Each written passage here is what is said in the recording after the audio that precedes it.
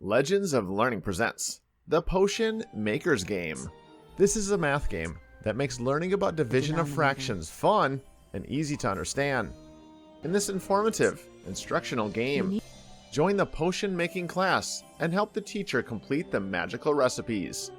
The perfect recipe requires precision with fractions, so be careful with how much you put into the cauldron. Luna Knox, a potion making teacher, will teach you more about fraction division. You will be required to make magical potions according to a recipe. Calculate the correct amounts required to make the potion by clicking on the board and inserting the correct numbers from your number pad.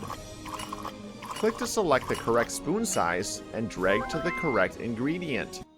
Drag and drop the ingredient into the cauldron.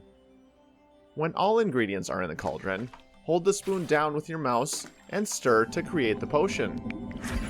For each correct task completed, you will be awarded a magical hat. Complete all recipes to win the game. You will learn more about division of fractions in this game as you progress. Are you ready to accept the challenge? Do you have the right skills to help you win the game? Marvelous. Have fun playing.